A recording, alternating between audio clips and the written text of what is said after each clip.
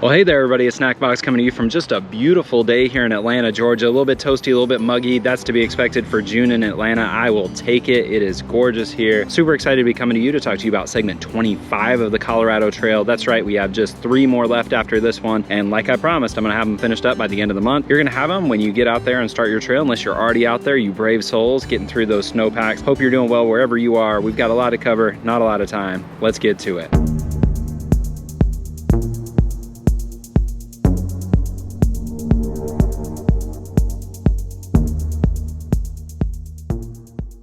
So it's great to be back with you all. I'm so happy to be here. I've been away at Isle Royale National Park for the last week, so it's taken me a little while to get back to these Colorado Trail segment videos. We're finishing them up, but like I promised, we're gonna make sure that you have them all to you by the end of this month. So those of you who are making your way through the trail right now will have them by the end of your hike, and those of you about to start with me at the end of the month or early in July will have them all well before you start your hike. So segment 25 of the Colorado Trail goes from the Mullis Pass trailhead all the way to Bullen Pass Road. This one goes 21 miles, give or take, probably about 20.9 miles, goes up in elevation about 3,800 feet and down in elevation about 3,600 feet. Those numbers are really important here because as stout as they may seem, especially with that 20-mile mark, it's actually a pretty relatively neatly graded trail. Now, I spent a little bit of time on this segment and I was really thinking about it quite a bit because the last time I hiked this segment was about 2016. So if you watch my Colorado Trail video, the whole through hike, you'll know that I finished up in Silverton last year and had to bail on the rest of that through hike because of lightning storms. And I had about 3 days to make these last 75 miles or so. So I hopped off trail there. A few years prior though, I hiked all the way from Highway 50 over there near Salida all the way to Durango. So I have done this segment, but it was before I was a snack box and I did not film any of it. So I don't have any of those really cool clips that I peppered into the other videos for the next 4 segments. I'm hoping to have them so that I can doctor up these videos after my through hike this year in July. But for right now, I want to offer you a recommendation for something you can do to get a really good sense of the trail itself, because a lot of you have expressed that that's one of your favorite parts of these videos, is being able to actually see the trail and visualize what it looks like. For those of you, that car is real loud. For those of you who really like to see the trail, I'm gonna recommend that you check out the channel for the Mad Hippies Life. They did a great series with each of the different segments. They broke them up neatly and compactly like I've done my segments here, and they do just a really fantastic job of showing what the trail looks like. So I'd recommend you go check out their channel. I don't know them, but I really enjoy their videos. I think they do a really great job. So check out their channel. Be sure as well, when you go there, go ahead and click subscribe and like their videos because they really worked hard on it. And so I'd encourage you to be supportive of that community and particularly them as well, because I think they put out some really great stuff and you'll enjoy everything they do. Mad Hippies Life, go check it out. They'll give you a good view of every segment of the trail here on out. You can get some really good clips from them there. Now, this segment is really significant because this is officially the home stretch. You're making your way all the way to Durango and it's about 75 miles, but there's not really a good bail point for you. It's not gonna cross any paved roads or any major highways. So this is typically the last point where people get resupplies in Silverton and start making their way down to Durango. That's a really important thing here because of course you're gonna lose cell phone service at this point and you're gonna lose the ability to check in with people, etc. But that's okay. It's 75 miles at this point.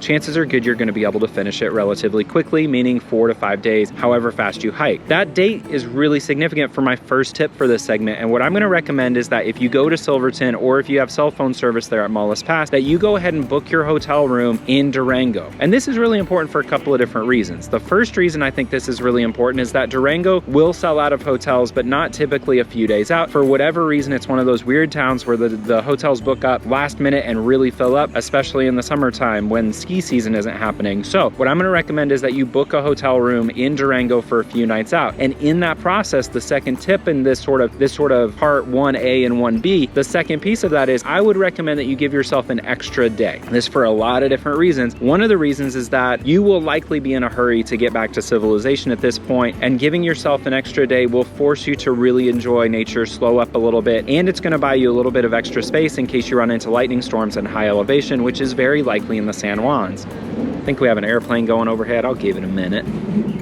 So it makes a lot of sense to really give yourself an extra day and really take in and soak in those last few days of this through hike. A lot of through hikers report post through hike depression. So I'd really recommend slowing up and making sure you have an extra day. And that way also, if you get to Durango a day early, you can try to get a hotel room and do sort of a 0 in Durango. And that'll give you an opportunity to do laundry and everything else before you take off, get your ride, whatever it is. And Durango is a pretty cool little city. So really starting to look ahead to what your plan is for when you get there will be super helpful. Now, in keeping with that Silverton back to the trail mentality, mentality. So many of you will choose to stay in Silverton. There isn't a hostel there anymore in Silverton, so you'll likely have to be staying in a hotel if you stay in Silverton, or maybe you stay at the Mullis Pass campground, which is totally legitimate as well. What you want to remember is if you're coming back from Silverton, it can be a little tricky to catch a hitch from the city back up to the trail early in the morning. So remember for tip 2 that you're going to likely start a little later than you would like. It may take you a little while. It may work out really nicely and you get back up to the trailhead really early, but as you're planning your day, plan to start sort of later in the morning or early afternoon, because it may just take you some time to catch a hitch. It's about 6 to 7 miles from Silverton to the trailhead, so that's not too bad, and if you had to walk it, you could, but if you remember from my hitchless resupply video, that road is really windy and narrow and there's not a lot of space for pedestrians, so it really does seem most likely that you're going to need to have a car take you up there for the most safety. So just plan on extra time to make sure you get back up to the trailhead safe. And then finally, my last tip for this segment is to really build your plan for this segment around the high point. There's one high point. So there's one high point and you really want to build around it. It goes up in elevation about 12,500 feet. And this is really the linchpin here, because for most of us, we will be hiking through this in a time whenever storms are present and likely to happen. So you will want to build your day around it. If you get there later in the afternoon and it's not safe to go over, totally fine. Hang out. There are a lot of great campsites, lots of great water through this segment. No big deal at all. Set up a tent, play it safe. If you decide to go over that day, you can always wait till later in the afternoon, maybe do a little bit of night hiking after the storms have passed, or you're set up at the base of it so you do your big climb first thing in the morning. And the good news looking ahead to segment 26 is that segment is a cruise. You're going to be able to make up some good miles in that. It's about an 11-mile segment. So if you have to stop a little early on that first day back on the trail from Silverton, totally fine, no worries, you're going to make it. There's going to be lots of good miles coming in the future. The San Juans are beautiful, and sort of the irony for an East Coaster is that the San Juan Mountains, because the trail is so beautifully graded, you're going to be in great shape getting through the San Juans. The trails there, even though they're steep and you're going to work through them, it's not nearly the same as hiking, say, in New Hampshire, where they don't believe in switchbacks. So giving yourself a little bit of time and knowing that you're going to make it at this point, really sort of soak in the confidence of the fact that if you made it 411 miles, you're going to finish up this trail successfully and have a great time. Plan around that high point, plan to stay early, play it safe, all of you to be super safe as you're making your way through the Colorado Trail and finishing up this epic adventure from here. I hope this has been helpful. I hope you're getting really excited. I know I am. I was really excited about the Colorado Trail when I was over there in Isle Royale, and by the way, if you haven't seen Isle Royale National Park, you need to go. I have been fortunate in my lifetime to have been to almost every national park in the lower 48 and a couple outside of the lower 48, and holy moly, Isle Royale National Park, top 5 for me, maybe even top 3. Just a terrific time. Check out that video. I'll try to link it up here. I really enjoyed it, had a great time making that video, and I hope that you all will think about going to Isle Royale. And let me know in the comments below. I'm actually curious about this. I'm thinking whenever the Colorado Trail video series is over that I'd like to make a series of similar guides for planning trips to different national parks, and I think that could be a lot of fun. If that's something of interest, would you comment below and let me know, one, it would be of interest, and which national parks you think I should start on. And so again, I've been to most of the national parks in the lower 48, been to a couple in Hawaii and one in Alaska, so I'd love to kind of make a plan and help you figure out how to plan a trip to those parks. And if that's of interest, let me know below. I'd love to hear from you. Also, would love to hear from you at Backcountry Champion on Instagram. So if you send me a message there, you don't even have to follow me, but just send me a message. Say, hey, Snackbox, hit me up with one of those outside comfort zone stickers. I'd love to get one in the mail to you right away. Really happy to do so. I've sent a bunch of them out, and grateful to those of you who have sent me pictures of the sticker on your water bottles or other pieces of gear. Really excited about that. And then finally, of course, please like and subscribe if you like this video. I'll be bringing you the other 3 segments of the Colorado Trail by the end of, we got a squeaky truck here. I'd really love it if you click that like and subscribe button. That really helps the channel as we continue to grow this community. Grateful for those of you who have subscribed to the channel, and hopeful that I get to meet some of you between Denver and Durango. I'm really grateful for all the friends I've made here so far and looking forward to making even more. Yeah, I think that's about it. Get out there, enjoy some sunshine, have a great day. Looking forward to talking to you soon. I'll be bringing you the other 3 videos of the Colorado Trail segments by the end of this week, hopefully. Cross your fingers, and I will see you soon. Thanks, everybody. Snackbox out.